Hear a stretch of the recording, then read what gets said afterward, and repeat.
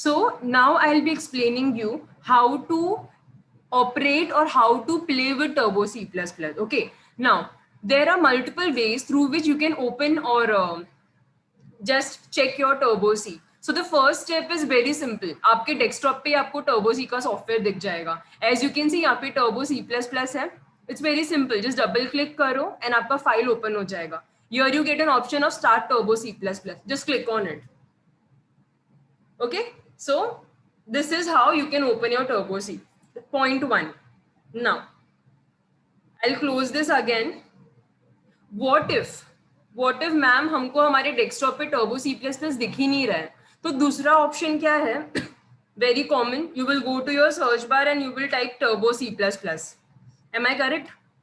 सो आपने यहाँ पे क्या किया, टर्बो सी टाइप किया. अगर आपके सिस्टम में टर्बो सी है तो वो आपको कहीं से भी ढूंढ के लाके देगा. एंड यहाँ पे मुझे टर्बो सी प्लस प्लस मिल गया. I will just click on it and as you can see I got the interface. I'll just click on Start Turbo C++ and वापस से मेरा Turbo C का फाइल इंटरफेस ओपन हो जाएगा. ये second तरीका है. Now this you will face when you come to your college and when you start executing your practicals. बहुत बच्चे ये प्रॉब्लम फेस करते हैं. The problem is, I'll just again close the file. Okay, I have closed the file now. Ma'am search bar पे भी turbo सी type कर रहे हैं, नहीं मिल रहा है. डेस्कटॉप पे भी टर्बो सी नहीं दिख रहा है. अब मैम क्या करें, हमारे सिस्टम में टर्बो सी है ही नहीं क्या? No, there is third option through which you can open the interface of your turbo C. वो कैसे करते हैं देखो. Just click on windows E. आपके डेस्कटॉप कीबोर्ड पे विंडोज ई प्रेस करो and go to this PC. आपको यहाँ पे दिस पीसी का ऑप्शन दिखेगा, उस पर क्लिक करो. उसके अंदर सॉरी, मोस्टली सी ड्राइव के अंदर हमारा टर्बो सी का फाइल जब आप लोग इंस्टॉल करोगे ना, वो सी ड्राइव में जाके सेव होगा. So just click on C drive and C drive में you can see turbo C3 का फाइल. ठीक है, देखो यहाँ पे टर्बो C3 का फाइल दिख रहा है. डबल क्लिक करो, इसके अंदर आप लोगों को दिखेगा turbo C++. Again click it and यहाँ पे आपको दिखेगा टर्बो C++ या तो डॉस बॉक्स लिखा रहेगा. दो चीजें लिखने की ज्यादा पॉसिबिलिटी है, टर्बो C++ और डॉस बॉक्स. ठीक है, क्लिक करो एंड ये इंटरफेस ओपन हो जाएगा. Start turbo C++.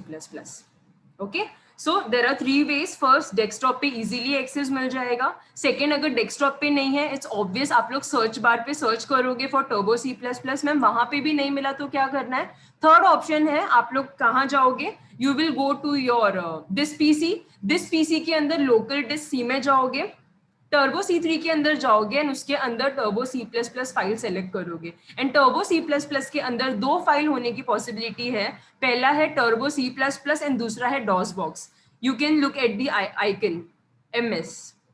ठीक है, this is how you open your turbo C++ का file software. Now second thing you should know, any program you write in your turbo C or C++ software, वो कहाँ पे जाके save होता है? Turbo C का खुद का एक बिन है. बिन मतलब storage medium. any file you create will get stored in your bin. just bin पे क्लिक करो. as you can see there are multiple files. ये सब जो फाइल्स होंगी, as you can see यहाँ पे देखो, I'll just show you all. This is your notepad file, not this. जहां पे भी CPP फाइल लिखा होगा ना, देखो scanf, ये आज हमने किया था, like today morning I just executed the program, तो ये यहाँ पे आगे सेव हो गया. तो बिन इज अ प्लेस जहां पे आप जितने भी प्रोग्राम एग्जीक्यूट करोगे बच्चों, एंड जब आप उसको सेव करोगे .cpp के एक्सटेंशन से, तो वो बिन में आके सेव हो जाएगी. इसका एडवांटेज क्या है, आप इस फाइल को कभी भी यूज कर सकते हो. And as you can see, मैंने डबल क्लिक किया तो इसका नोटपैड वर्जन ओपन हो गया. तो it is very easy. From your you can copy paste, edit your file when ever required. Okay, so this is how you check or you can reuse your file whenever required. और वो कहाँ पे store होता है? Turbo C3 के बिन के अंदर. आप जो भी फाइल सॉफ्टवेयर के अंदर सेव करोगे, वो फाइल आपको बिन के अंदर मिल जाएगी. ठीक है, होपफुली यहाँ तक सबको क्लियर हो गया होगा. नाउ आगे बढ़ते हैं.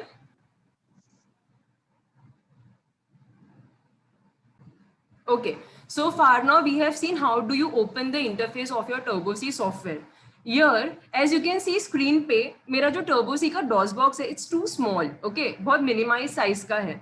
How can you increase the size और how can you maximize it? So इसके लिए there is a shortcut which is called as alt enter. Alt enter मतलब आपके कीबोर्ड पे there is a button alt का एंड एंटर का. When you press it together your screen will become to the largest size जितना possible है. ठीक है. So to maximize your screen, you have to use Alt Enter. Now again, if you want to minimize, just press Alt Enter साथ में. Alt Enter को साथ में press करोगे, minimize और maximize आपका screen होगा.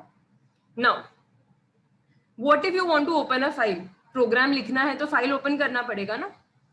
Just go to file and click on new. This will open your file. So here you have to write your program and then you have to also save your program and then you have to execute your program. So let's quickly write a small program. Hash include stdio.h. This is your header file for C programming. Hash include conio.h. This is your header file for your console screen, for your output screen. I'll explain you what do you mean by an output screen. ठीक है? So दो header file लिया, stdio standard input, conio that is console input output. Now here I am taking my return type as void and my function as main. Always remember main आपका built-in function है and main function के साथ हमेशा return type आता है. अगर आपने return type void लिया है तो आपके प्रोग्राम का लास्ट टाइम रिटर्न 0 नहीं बनेगा because void is a null operator and it doesn't save और return anything. Main function starts with your curly bracket, ends with your curly bracket. Here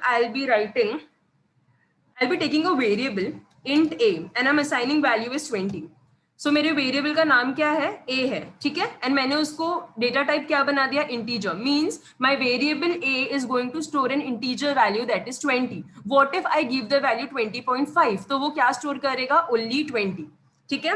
so हमने एक वेरिएबल ले लिया. Now let's just print this variable. Print F function. Integer value print करने के लिए हम लोग mod d लेते हैं. So a equals two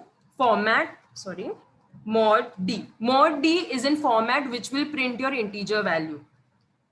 comma value कहां से मिलेगा? a से मिलेगा और a की वैल्यू क्या है? 20. I'll just write get ch. It takes the character or data from your keyboard and prints to your console screen. It's a function and will also take cleared screen. clr scr. Okay. Clear screen क्या करेगा? Every time you run your program, every time it will clean your console screen and give you the output only for current program. So I have written the program, a small program. Now you go to file and now you save your program. Just click on save as. Here I'll give the program name as sample program and just click on OK. ठीक है. By default वो .cpp के format में save होगा. ठीक है.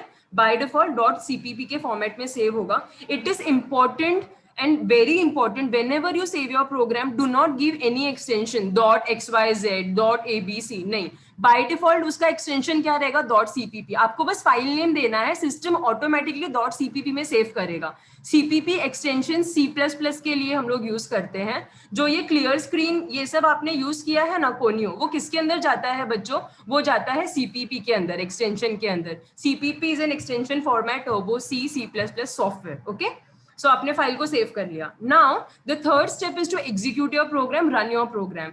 Many times हम क्या करते हैं? पहले कंपाइल करते हैं फिर रन करते हैं. बट अगर आप लोग कंट्रोल F9 आपके स्क्रीन पे प्रेस करोगे तो बाय डिफॉल्ट कंट्रोल F9 क्या करता है बच्चों? पहले प्रोग्राम को कंपाइल करता है एंड फिर प्रोग्राम को रन करता है. अब मैंने एक वर्ड यूज किया compile. What do you mean by compile?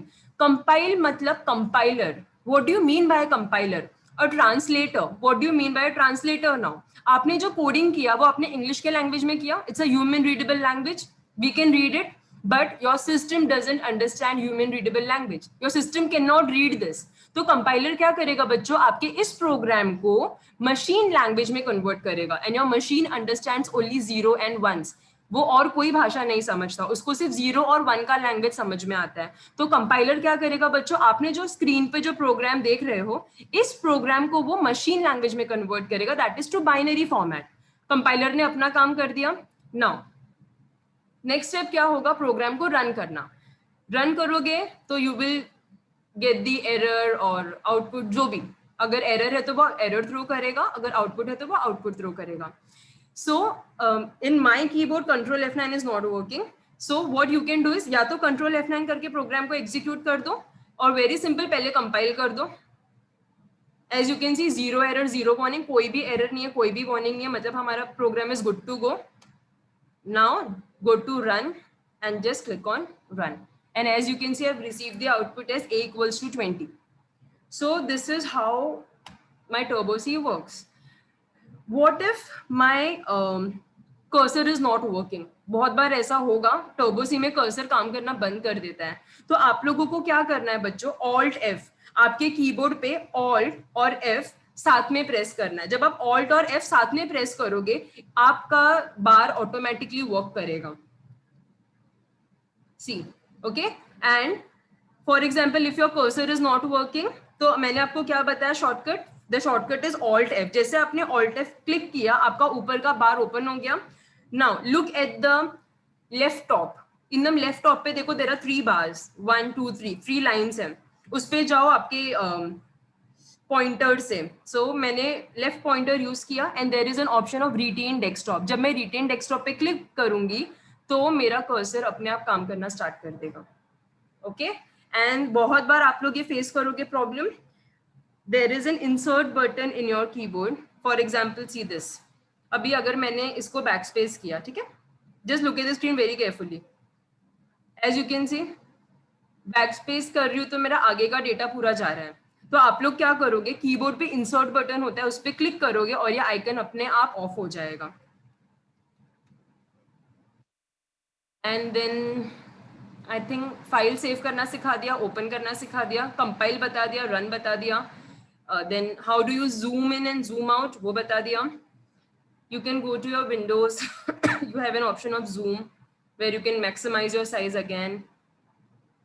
Yeah, when you click on close all, it will close all the tabs, it will close the file. So this was the basic features about your how to use your Turbo C. That's it. You can just click on yes.